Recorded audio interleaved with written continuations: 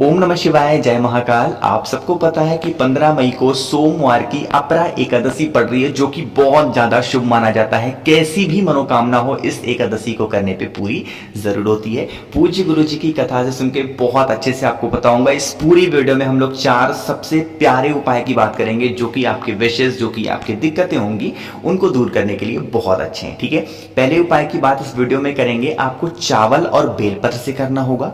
दूसरा उपाय आपको दूध से करना होगा। तीसरा उपाय आपको शहद से करना है और चौथा उपाय आपको शमी के पत्ते से करना है। ठीक है, बहुत ध्यान से सुनते जाएं, समझने की कोशिश करिएगा। सबसे पहले उपाय की हम लोग बात करते हैं, जो कि आपको चावल और बेल पत्र से करना है। ठीक है, इसको बताने से पहले पहले बता दूं कि इसका बेनिफिट क्या है, फायदा क्या है। इसका एक ही फायदा है, वो है मनोकामना, है ना। बहुत ज्यादा परेशान हो गए हो, सारे व्रत करके हार गए, तो इस उपाय को करिएगा। स्क्रीन पर आपको दिख रहा होगा बहुत ही प्यारी सी बेलपत्र। तो इसी तरीके से आपको मात्र एक बेलपत्र लेनी है, जो कि कहीं से कटे फिटे हुए बिल्कुल भी नहीं होनी चाहिए। ठीक है, एक बेलपत्र ले लिया, साथ ही साथ जरूरत होगी एक चावल के दाने की। जब मैं बोलूँ चावल का दाना, जब मैं बोलूँ बेल का पत्ता, तो आपको ये समझना होगा कि वो कहीं से टूटा हुआ नहीं होना चाहिए, बिल्कुल खंडित नहीं होगा। ठीक है, एक चावल का दाना लेना, साथ ही साथ लेना होगा इस तरीके से लाल चंदन। जब मैं कहूँ लाल चंदन या किसी भी चंदन का नाम ले लूँ, चाहे मैं आप पिसा ले रहे हो या फिर आप घिस रहे हो, तो पिसे वाले चंदन को भी हल्का सा अपने हाथ पे लेकर के 10 से 20 सेकंड तक घिसिएगा। ठीक है, अब सुनिएगा, जो ये बेलपत्र आपने लिया है, सिर्फ और सिर्फ एक पत्ते पर आपको लगाना होगा उस लाल चंदन को। सिर्फ एक पत्ते पे, बड़ा वाला जो पत्ता है ना, बीच वाला, इस पर आपको लाल चंदन कुछ इस तरीके से ज्यादा मात्रा में लगाना होगा। ठीक है, लगा दिया। अब आपके पास जो एक चावल का दाना है, उस एक चावल के दाने को आपको इसी चंदन के ऊपर रखना है। ठीक है, चंदन के ऊपर रख दिया।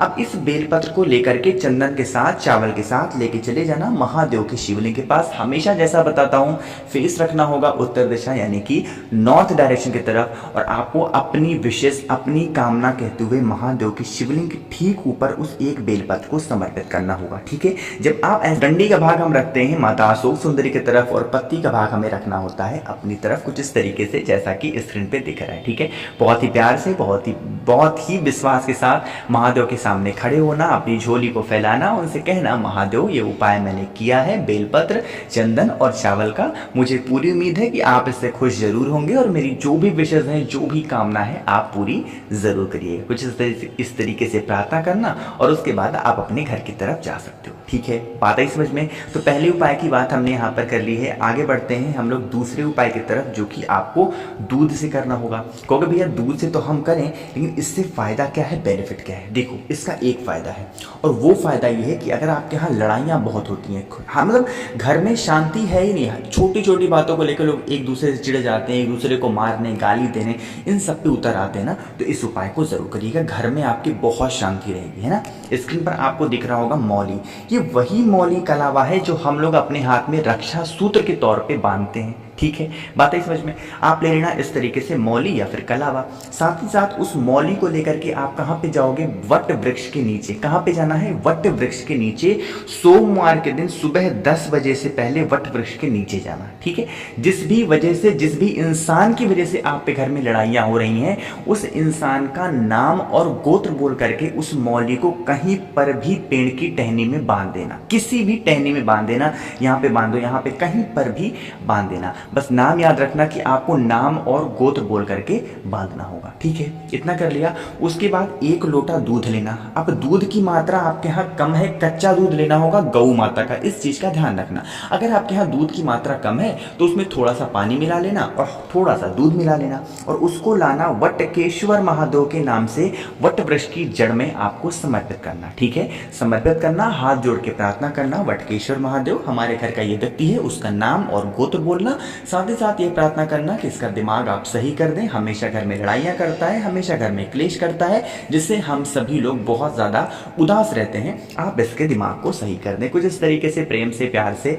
आप अपनी बात वटकेश्वर महादेव से कह देना। आपकी जो भी विशेष होंगी, जो भी प्रॉब्लम होगी आपके घर की, वटकेश्वर महादेव दूर जरूर कर देंगे। ठीक है, 2 उपाय की बात हमने कर ली इस वीडियो में। आगे बढ़ते हैं हम लोग तीसरे उपाय की तरफ, जो कि आपको शहद से करना होगा, है ना। देखो, अब इस उपाय को करने का फायदा क्या है, बेनिफिट क्या है, बताऊंगा बहुत ही विस्तार से। लेकिन उससे पहले वीडियो को कर दीजिए लाइक, मेरी आवाज जो भी लोग पहली बार सुन रहे हैं चैनल को सब्सक्राइब करिएगा, ठीक है। चलो समझते हैं कि सबसे पहले इस उपाय को करने का आपको फायदा क्या होगा, बेनिफिट क्या होगा, ठीक है। ये फायदा होगा आपके बच्चों को। अगर आपके बच्चे ठीक तरीके से पढ़ते नहीं है, बहुत ज्यादा चिड़चिड़ करते हैं, गुस्सा करते हैं, आपकी बात तो सुनते नहीं है, दुनिया में किसी की भी बात सुन लेंगे, बस आपकी बात नहीं सुनेंगे, क्योंकि उन्हें लगता है कि आप उनके लिए कुछ गलत सोच रहे हो, है ना।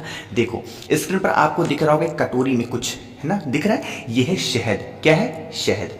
आपको क्या करना होगा, आपके घर का जो भी बच्चा बहुत ज्यादा क्रोधित होता है, बहुत गुस्सा करता है, उसके हाथ से महादेव के शिवलिंग के ऊपर पहले शहद को चढ़वाना, ठीक है। उसी के हाथ से चढ़वाना होगा। इस उपाय को कोई और कर ही नहीं सकता।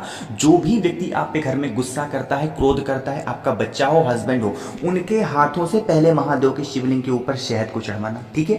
शहद को चढ़वाने के बाद आप अपने दाहिने हाथ से, मतलब अपने बच्चे के दाहिने हाथ से शहद का लेपन अच्छे तरीके से महादेव के शिवलिंग के ऊपर करना, श्री शिवाय नमस्तुभ्यम का स्मरण करते हुए, ठीक है। बात है समझ में। अपने दाहिने हाथ से पूरे शिवलिंग पे अच्छे तरीके से लेपन कराना, ठीक है। लेपन करा दिया, उसके बाद आपको क्या करना होगा, जो एक लोटा शुद्ध जल आप अपने घर से लेके जाना और जिस जगह पे शहद को चढ़ाया था उसी जगह पे आपको एक लोटा शुद्ध जल समर्पित कर देना, ठीक है। समर्पित करना और हाथ जोड़ करके महादेव से प्रार्थना करना, महादेव हमारे बच्चे का दिमाग ठीक तरीके से काम नहीं करता, वो गलत संगति में है, इसीलिए शहद मैंने आपको समर्पित कराया है या फिर कराई हूँ।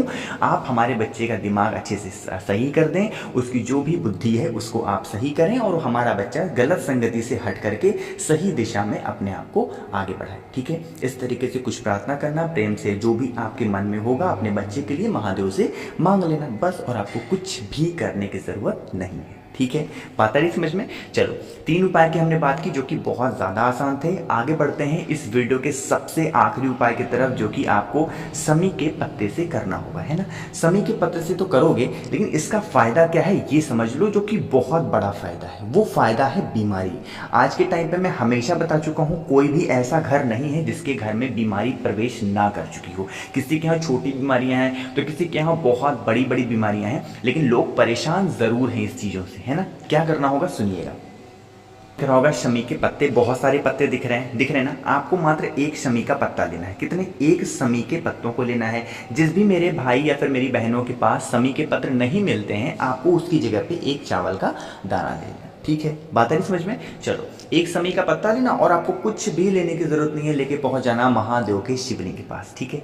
पहुंचना और ये जो स्थान आपको शिवलिंग पे दिख रहा है, ये होती है पूरी की पूरी जलाधारी। अरे होती है तो जलाधारी पे ये वाला जो पोर्शन जहां से जल बिल्कुल नीचे गिरने ही वाला होता है, एकदम उसके एंड पॉइंट पर, वहीं पर उस एक शमी के पत्ते को आपको रखना होगा, ठीक है। किसका नाम लेके रखोगे? जब भी हम बात करते हैं बीमारी की तो वहां पर नाम आता है कुंदकेश्वर महादेव, ठीक है। किसका नाम? कुंदकेश्वर, ठीक है। इस तरीके से प्रार्थना करना उस एक शमी पत्र को यहाँ पर समर्पित करके, उसके बाद इसी एक शमी पत्र को उठाना और महादेव के शिवलिंग के ठीक ऊपर फिर से समर्पित कर देना कुंदकेश्वर महादेव के नाम से।